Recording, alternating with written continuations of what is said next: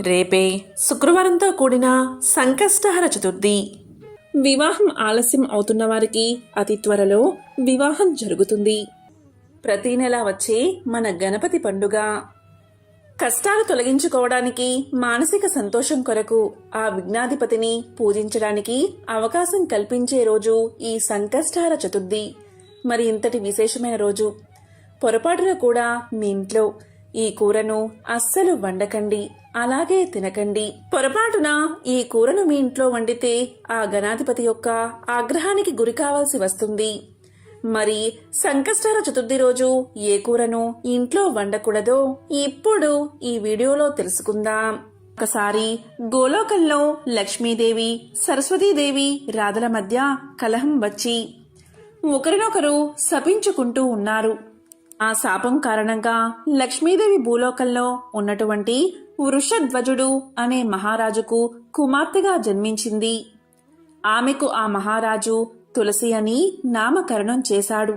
తులసి పుట్టినప్పటి నుంచి విష్ణు భక్తురాలు. విష్ణువే తనకు భర్తగా కావాలి అనే సంకల్పంతో విష్ణు అనుగ్రహాన్ని పొందడానికి వనానికి వెళ్లి బ్రహ్మ గురించి ఘోరమైన తపస్సు చేయడం మొదలుపెట్టింది. ఆమె తపస్సుకు మెచ్చిన బ్రహ్మ ప్రత్యక్షమై ఇలా పలికాడు, తులసి, నీ తపస్సుకు నేను ఎంతగానో సంతోషించాను. శ్రీమన్నారాయణ్ణి వివాహం చేసుకోవాలి అని భావించి నువ్వు తపస్సు చేశావు. కాని ఈ జన్మలో నీ కోరిక నెరవేరదు. ఈ జన్మలో నీకు విష్ణు అంశ సంభూతుడే పతిగా లభిస్తాడు. అతడే నిన్ను వెతుక్కుంటూ స్వయంగా వస్తాడు. అతన్ని వరించి నీ జన్మ సార్థకం చేసుకో.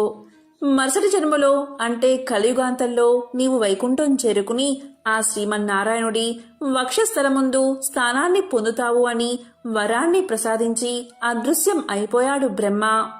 బ్రహ్మదేవుడి మాటలకు తులసి ఎంతగానో సంతోషించి నారాయణ నామస్మరణం చేసుకుంటూ తనకి కాబోయే పతి రాక కోసం ఎదురుచూస్తూ ఆ వనంలోనే కాలం గడుపుతూ ఉంది. ఇది ఇలా ఉండగా కొంతకాలం గడిచిన తర్వాత ఆ వనంలోనే ఉన్నటువంటి మునీశ్వరులు కొందరు వినాయక వ్రతం చెయ్యాలి అని సంకల్పించుకున్నారు. ఆ మునీశ్వరులు ఆ వ్రతానికి కావలసిన సంబారాలు అన్నీ సమకూర్చుకుని మట్టితో వినాయకుణ్ణి తయారు చేయడానికి దగ్గరలో ఉన్నటువంటి నదీ తీరానికి బయలుదేరి వెళ్తారు. వారు తులసి నివసించే కుటీరం ముందు నుంచి విఘ్నేశ్వరుడి స్తోత్రాలు పారాయణ చేసుకుంటూ నదివైపు సాగిపోతూ ఉంటే ఆ స్తోత్ర పారాయణం తులసిని ఎంతగానో ఆకర్షించింది. అయితే అప్పటికే మునులు ఆ వనంలోని చెట్ల మధ్య కనుమరుగు అయిపోవడం వల్ల ఆ పూజ యొక్క వివరాలు తెలుసుకోవడానికి తులసి వారి రాక కోసం అక్కడే ఎదురుచూస్తూ నిలబడి ఉంటుంది. మునీశ్వరులు నదీ తీరానికి చేరుకుని నదిలో పవిత్ర స్నానాలు ఆచరించి ఆ తరువాత వేదోక్తంగా నదిలో నుంచి మట్టిని తీసి వేద పఠనం చేస్తూ మట్టితో వినాయకుణ్ణి తయారు చేస్తారు. ఆ తరువాత వేద మంత్రాలతో ఊరేగింపుగా వినాయకుణ్ణి తీసుకుని ఆశ్రమ ప్రాంతానికి బయలుదేరతారు. వారి రాక కోసం ఎదురు చూస్తున్న తులసి అనూహ్యమైన భక్తిభావంతో వారిని అనుసరించింది. మునులు ఆశ్రమ ప్రాంతంలో ప్రత్యేకంగా నిర్మించిన చలువ పందిరి కింద ఉచిత ఆసనం మీద వినాయకుడి ప్రతిమ ఉంచి ధ్యాన ఆవాహనాది షోడశోపచార విధాన క్రమంతో వినాయక పూజ చేయడం ప్రారంభించారు ఆ మునీశ్వరులు. ఆ చుట్టుపక్కల నివసించే ప్రజలందరూ వినాయక వ్రతాన్ని చూడడానికి, ఆ తరువాత తీర్థ ప్రసాదాలు స్వీకరించడానికి అక్కడికి వచ్చారు.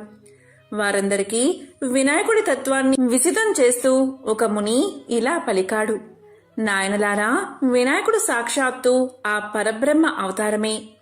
విష్ణుమూర్తి అంటే వ్యాపించినది అని అర్థం. అంటే సర్వత్రా ఉండేది, ఇందుగలడు అందులేడు అనే సందేహం వలదు. ఆ శంఖచక్ర గదాధారుడు అన్నిటా ఉంటాడు.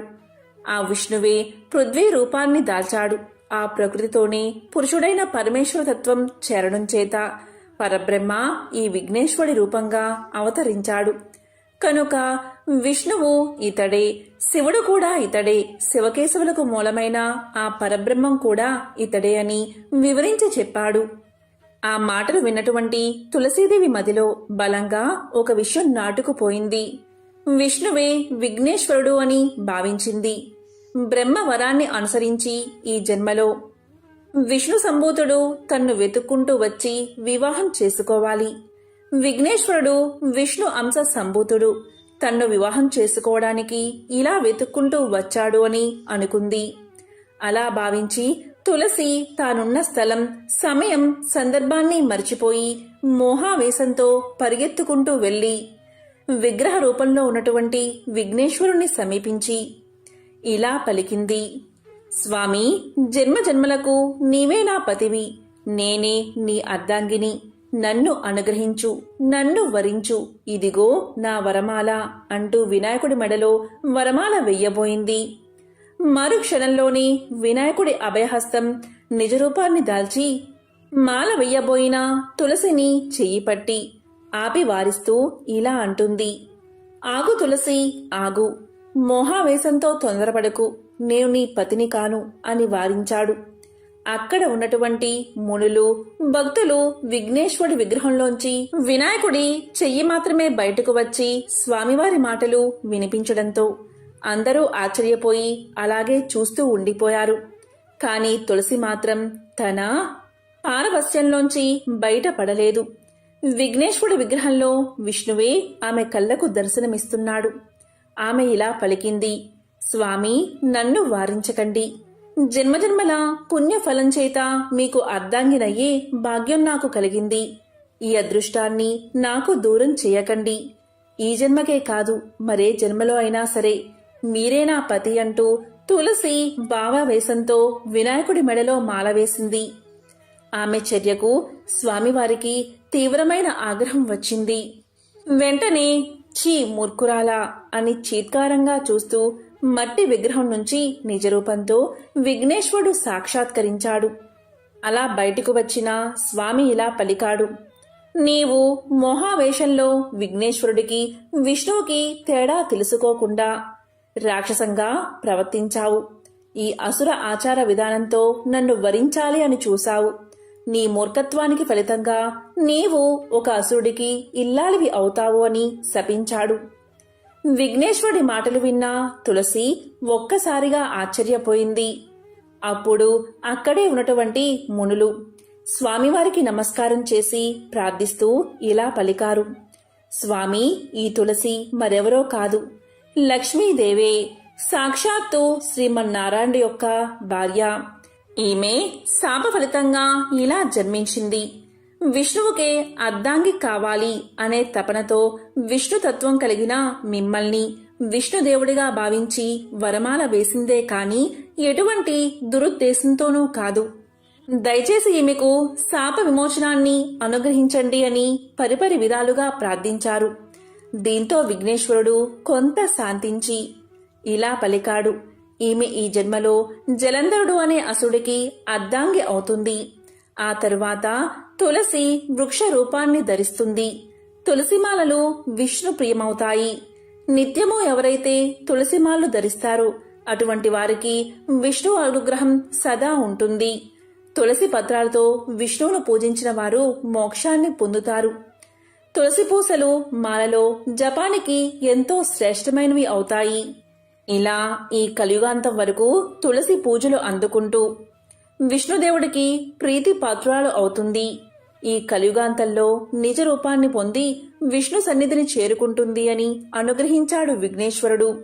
దీంతో అందరూ ఎంతో సంతోషించి విఘ్నేశ్వరుణ్ణి పరిపరి విధాలుగా కీర్తించారు. ఆ తరువాత తులసి చేతులు జోడించి ఇలా పలుకుతుంది. స్వామి, నీ పూజకు కూడా నాకు అర్హతను ప్రసాదించు అని వేడుకుంటుంది. అప్పుడు విఘ్నేశ్వరుడు ఒక్కసారి తల పంకించి, ఒక్క వినాయక చవితి రోజు మాత్రమే నా భక్తులు నాకు సమర్పించే పత్రి పూజలో తులసి పత్రాన్ని వాడతారు. అప్పుడు నేను స్వీకరిస్తాను. వినాయక చవితి రోజు తప్ప మిగతా సమయాలలో, సందర్భాలలో, నిత్య పూజలలో తులసి పత్రంతో నన్ను పూజిస్తే తప్పకుండా దోషం కలుగుతుంది. ప్రతి సంవత్సరం వినాయక చవితి రోజు మాత్రమే నన్ను తులసి దళాలతో పూజించాలి అనే వరాన్ని ఇచ్చి అదృశ్యమయ్యాడు వినాయకుడు. ఎంతో విశేషమైన సంకష్టహర చతుర్థి రోజు ఇంట్లో ఏ కూరను వండకూడదు అంటే అదే మాంసాహారం.